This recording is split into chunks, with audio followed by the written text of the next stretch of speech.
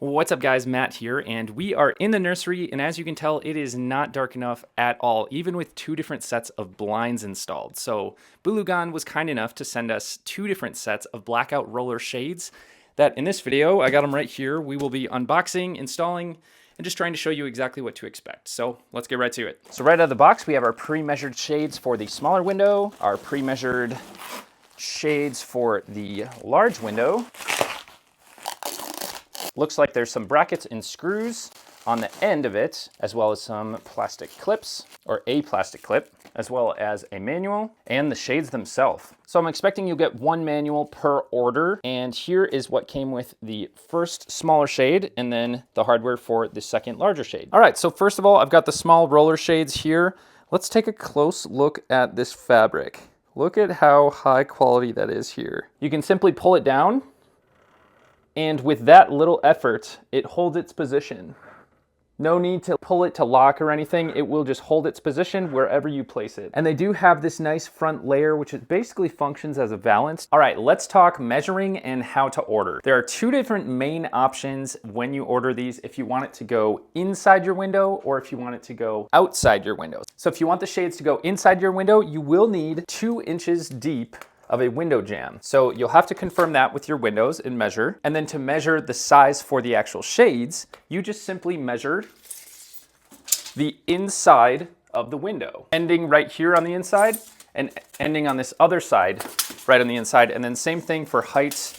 Go from the bottom to the top, making sure you're staying on the inside of the window. What the brand will do is actually take off a 1/4 inch, making sure that there's an 1/8 inch of extra room on each side so that your shades will definitely fit. And they'll also add 2 inches of height to the actual roller shades, which get rolled up anyway, but just to make sure that you get full coverage and they go as far as they need to go, and you have an extra couple inches just in case. Now for measuring the outside mount. So for this, you can measure what you want the shades to be. If you're not sure where to start or what measurements you want, they recommend starting with the width and the height and adding 4 inches to each. So that'll give 2 extra inches that the shades will cover on each side. And there's some extra decisions to be made here. If you have trim that goes out 2.5 inches, you may want to cover 5 inches on each side to cover the trim, or you could layer it on the trim so that the shades are overlaying on the trim. Those are different options you can keep in mind when you measure for the outside shades. They also have an option to get a draw rod, which has a little hook, and pull the roller shades down. If you have a really high window, for example, you may need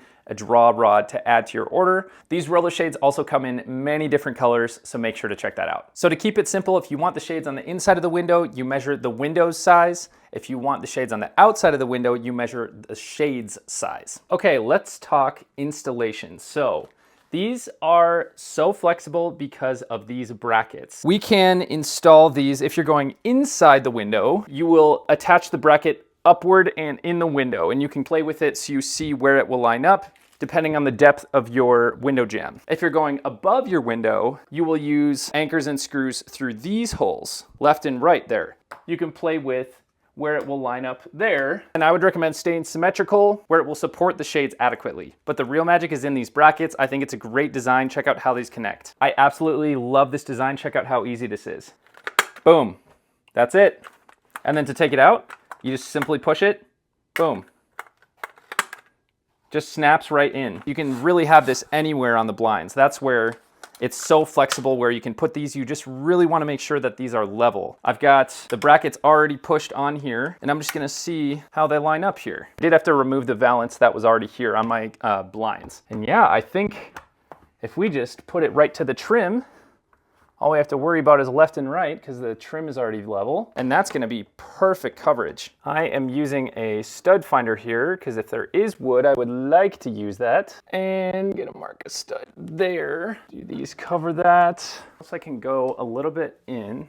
Here's another thing I was wondering too, if I were to be mounting these before I buy them, you can see there is a slight gap between the bracket and the shades, which is actually very forgiving. So as these pull down, it's about 1/4 of an inch.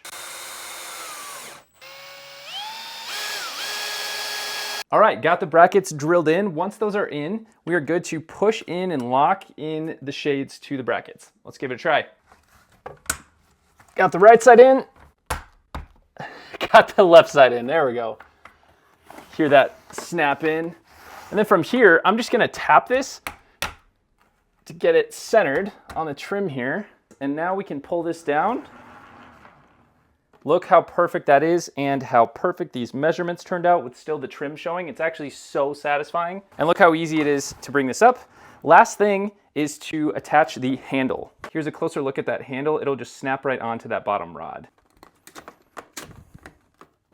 There we go, make sure it's centered. It's nice we have the blinds because it gives me a center point I can lock into. And there we are. Look at that. All right, now for the big one. Both brackets in. Now to snap the shades in. One side in. Other side in. And voila, there we have it. Pulls right down, full coverage, equal overlay with the trim on both sides. Maybe I gotta go a tad. Pretty darn good right there. All right, the final before and after. I'm gonna turn off the light here and do this all in one shot and close the shades so you can see exactly the effect. Lights off. Shade number 1 of the big window. It's already getting dark. And shade number 2. There it is. You can see just a little bit of bleed here through the sides, but it is dark in here. What a massive difference these shades made on the environment of this room. Hopefully this showed you a lot more of what to expect with these blackout roller shades. I'll catch you guys on the next one. Thanks for watching.